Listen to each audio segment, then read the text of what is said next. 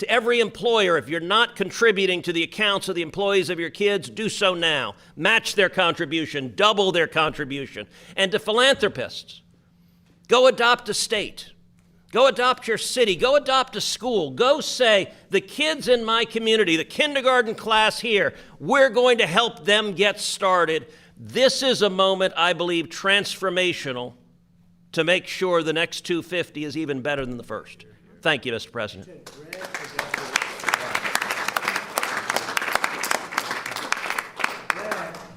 Rich man, he adopted an entire state.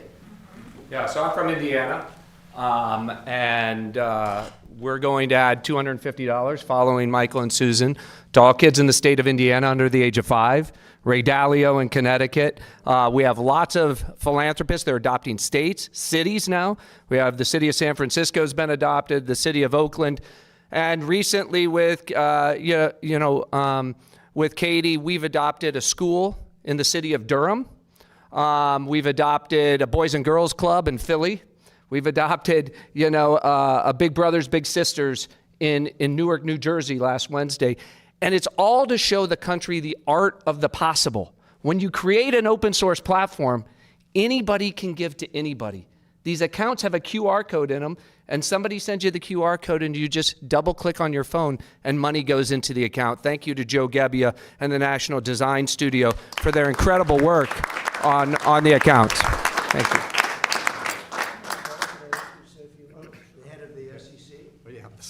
Thank you, Mr. President. Paul Atkins, Chairman of the SEC. So this is an amazing day, and really I salute you and Senator and Secretary Bessent for all that you've done, to help these accounts go, and then the philanthropists who have also put money into it. But the Senator has it exactly right. We have to remember that all the folks who signed that document 250 years ago, they understood well that America was actually an investment before it was a nation.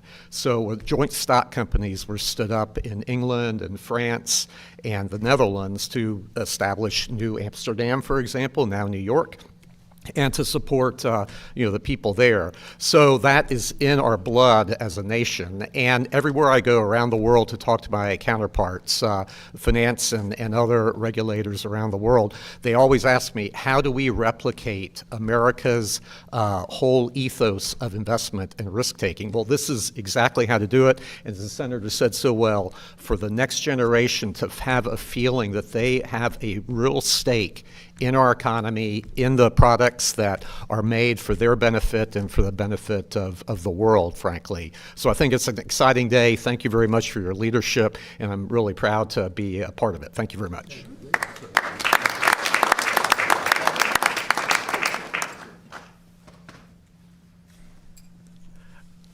I'd just like to add a couple things. There have been so much wonderful things have been said, Mr. President, about what you're doing. This is absolutely transformational. I'd like to tip my cap to Secretary Bessent. His staff originally told him when this idea was floated that it would take a year or two. And Scott said, no, it's got to be the 4th of July. And they delivered. I'd like to thank the designers of the app, because every kid, as Scott arranged and as you were key to discuss, every kid can look at what firms they own. So it's not just going to say S&P 500. It's going to be, you have a little bit of this, you have a little bit of that. And so we believe what it's going to do, sir, is connect America's youth to our vibrant economy in a way that's never been done before. So thank you very much.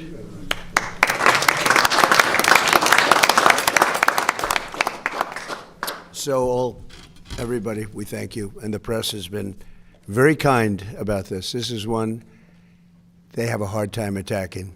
We're all in this together. You have children. A lot of those children already, they have their accounts. We're going to see tremendous money come in from wealthy people and pretty wealthy people and very wealthy companies. And I'm getting calls from everybody to put money in. And they're going to put tremendous numbers of dollars in.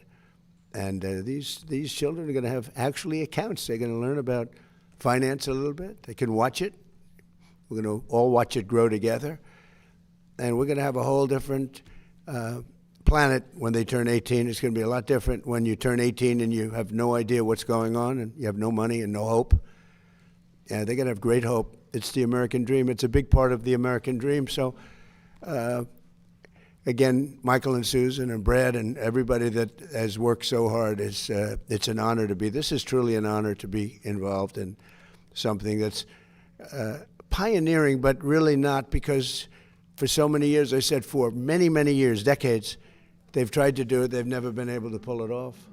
So I just want to thank all of you guys. And I think it's such a great tribute to come together. So people said, no, there must be a mistake. You mean you're having separate meetings? I said, no, just watch at 9:30, right?